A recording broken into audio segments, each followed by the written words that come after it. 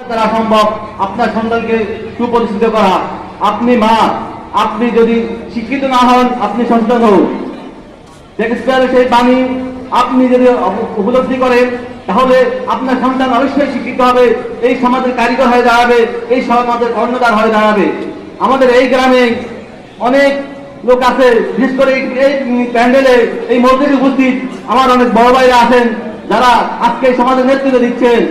আপনারা দেখেন, জাফর ভাই আছেন এই মঞ্চে উপস্থিত, তিনি সাবেক সচিব এবং ওনার অবদান বাংলাদেশ ব্যাপী। তেমনি করে আমাদের এখানে আমাদের এই গ্রামের আরো অনেকেই আছেন, যেমন আবু সুফিয়ান ভাই আছেন, তিনি আবুল খায়ের গ্রুপের বড় এক পরিচে কর্মরত।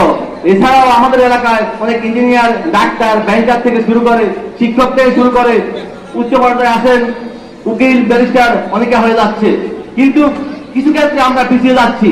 এই পিছিয়ে যাওয়াটার কারণটা হলো আমাদের সচেতনতার অভাব।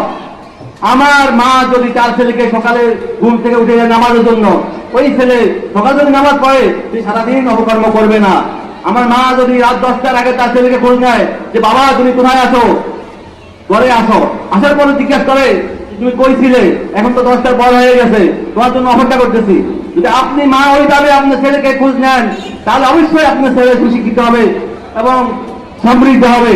আপনি বাবা আপনার ছেলেকে যদি জিজ্ঞাসা করেন কোথায় ছিলে, কি করো, তাহলে আপনার ছেলে অবশ্যই খারাপ হবে না।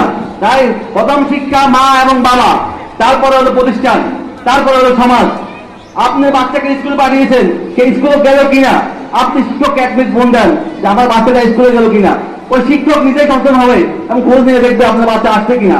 আপনি যখন একদিন খবর নেবেন, দ্বিতীয় দিন সে আপনি এমনি স্কুলে যাবে। এমনি করে প্রত্যেকটা স্টেপ বাই স্টেপ আপনাদের বাচ্চাদের খোঁজ খবর রাখেন, আপনার ছেলের খবর রাখেন, আর দেখেন ওদেরকে পরামর্শ দেন। সমাজে কেউ যদি শাসন করে, যদি দেখেন তার সে আপনার ভালোর জন্য করছে, তার প্রতিবাদ করেন না। আমরা হয়ে গেল আমার ছেলেকে অন্য শাসন করবে কে? এই প্রতিবাদের এই প্রভাবের কারণে আজকে আমাদের সমাজ দূষিত হয়ে যাচ্ছে। কেউ কারো ছেলেকে কোনো আদেশ দিচ্ছে না, নিষেধ করতেছে না। কেন? আপনি এসে বলে দাঁড়াবেন, একটা সমাজ এসে আপনার বিরুদ্ধে দাঁড়াবে। এই কারণে, এই অবক্ষয়ের কারণে আজকে আমাদের এইগুলো অবস্থা। প্রত্যেকটা মা চায় তার ছেলে আদর্শবান হোক, প্রত্যেকটা বাবা চায় তার ছেলে আদর্শবান হোক, কিন্তু আমরা আদর্শ করে তুলতে পারি না, আমি করি না। আমি বলতে চাই, আজ থেকে আপনারা শপথ নিন, আপনি আপনার ছেলের দায়িত্ব নিন, আপনি আপনার মেয়ের দায়িত্ব নিন।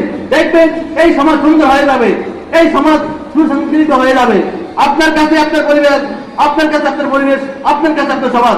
আপনি থেকে শুরু করেন, আমি আমার থেকে শুরু করি। যদি আমি নিজ থেকে শুদ্ধচার হয়ে যাই, তাহলে আমার